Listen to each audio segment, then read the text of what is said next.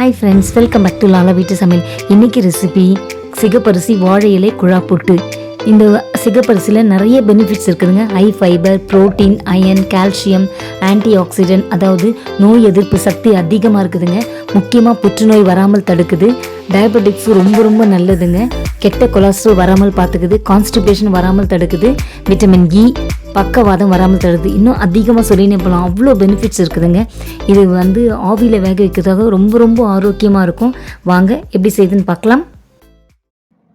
அதுக்கு ஒரு பவுலில் 1.5 கிளாஸ் சிகப்பரிசி எடுத்துக்கலாங்க.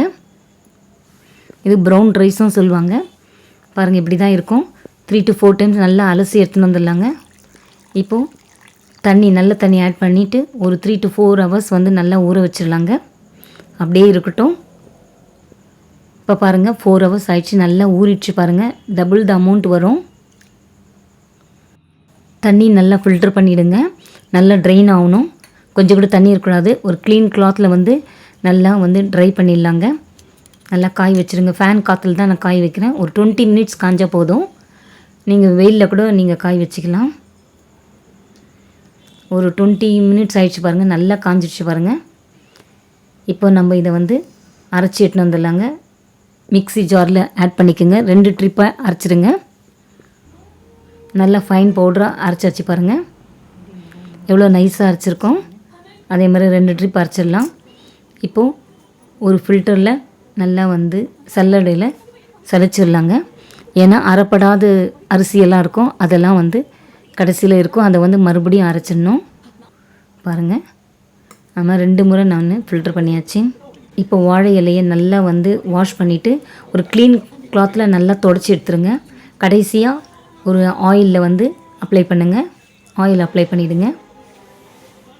இதை ஒரு ரோல் பண்ணிடலாங்க. ரோல் பண்ணிவிட்டு ஒரு டூத் பிக் இருக்குங்களா, அதெல்லாம் தென்னங்குச்சியில் கூட நீங்கள் பின் பண்ணிவிடுங்க. இந்த மாதிரி எல்லா வாழை இலையும் ரோல் பண்ணிவிட்டு ஒரே லெவலாக இருக்கிற மாதிரி கட் பண்ணி வச்சுங்க.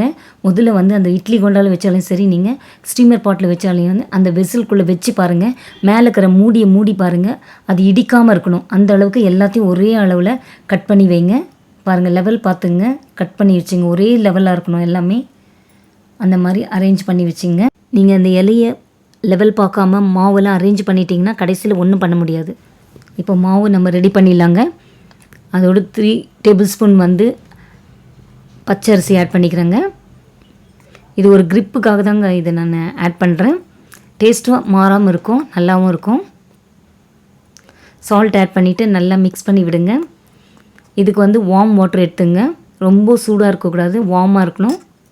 வெதுப்பாக இருக்கணும் தண்ணி. நல்லா மிக்ஸ் பண்ணி விடுங்க. சின்ன கட்டிகளெல்லாம் உடச்சி விட்டுனே வாங்க. கொஞ்சமாக தண்ணி ஆட் பண்ணிவிட்டு நல்லா மிக்ஸ் பண்ணி விடுங்க.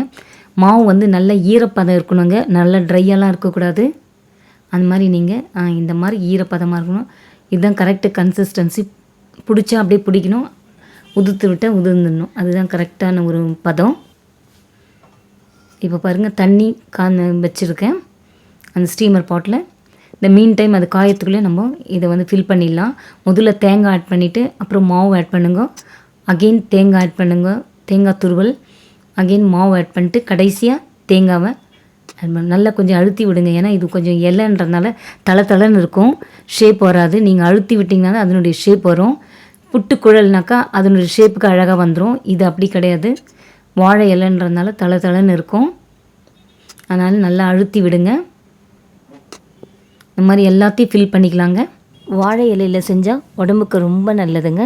இது ஒரு 20 மினிட்ஸ் ஆகுங்க. 20 to 25 மினிட்ஸ் ஆகும் இது பாயில் ஆகிறதுக்கு. அந்த மாதிரி எல்லாத்துலேயும் நம்ம ஃபில் பண்ணிடலாங்க. அடியில் வாழை இலையை வச்சுட்டு தான் இதை வச்சுருக்கேன். இந்த ஸ்டீம்லேயே அழகாக எல்லா இடத்துலையும் ஹோல்ஸ் இருக்கிறதுனால, இந்த ஸ்டீமர் பாட்டில் எல்லாத்துலேயுமே ஹோல்ஸ் இருக்கிறதுனால நல்லா சீக்கிரத்தில் வெந்துடும். பாருங்கள், தண்ணி காஞ்சிடுச்சு. இப்போ உள்ளே வச்சிடலாம். ஸ்டவ்வு மீடியம் ஃப்ளேமில் வைங்க, ஹையில் வைக்காதீங்க. வச்சாச்சுங்க. இப்போ நம்ம லிட் போட்டு மூடிடலாம். பாருங்கள், இந்த ஸ்டீம் எதில் வரும்னா இந்த 3 ஹோல்ஸ் இருக்கும். அந்த மூடியில் 3 ஹோல்ஸ் இருக்குதுங்களா, அதில் தான் ஸ்டீம் வரும். நல்லா அழகாக ஸ்டீம் வரும். 20 மினிட்ஸ்லேயே ஸ்டீம் வந்துடும். 25 மினிட்ஸ் வைங்க. பாருங்கள், 25 மினிட்ஸ் ஆயிடுச்சு. பாருங்கள், நல்லா வாசனையாகவும் நல்லா குக் ஆயிடுச்சு.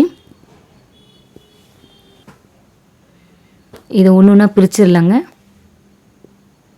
கொஞ்சம் ஒரு 2 மினிட்ஸ் கழித்து நம்ம பிரிக்கலாம். பாருங்கள், புட்டு குழலில் கூட இவ்வளோ அழகாக வராது. இங்கே பாருங்கள் எவ்வளோ அழகாக நம்ம அந்த ஃபில் பண்ணுற விதம் வந்து கரெக்டாக இருந்துச்சுன்னா நல்லா அழுத்தி விட்டிங்கன்னா அழகாக அந்த ஷேப் வருது பாருங்கள். புட்டு குழலில் செஞ்ச மாதிரி இருக்குது பாருங்கள். வாழை இலையில் தான் செஞ்சேன். எவ்வளோ அழகாக வந்திருக்குது. இதுக்கு வந்து நாட்டு சர்க்கரையும் வாழைப்பழமும் வச்சு சாப்பிடுங்க. அல்லனா வெல்லம் அல்லனா சர்க்கரை போட்டு கூட நீங்கள் சாப்பிட்லாம். அவ்வளோ டேஸ்ட்டாக இருக்கும். அவ்வளோதாங்க, ரெடிங்க. அவ்வளோதாங்க, இந்த சூப்பரான சிகப்பரிசி வாழை இலை குழா புட்டை நீங்களும் செஞ்சு ஆரோக்கியமாக இருங்க. இந்த வீடியோ பிடிச்சிருந்தால் லைக் பண்ணுங்கள், ஷேர் பண்ணுங்கள், சப்ஸ்கிரைப் பண்ணுங்கள். Thank you. God bless you all.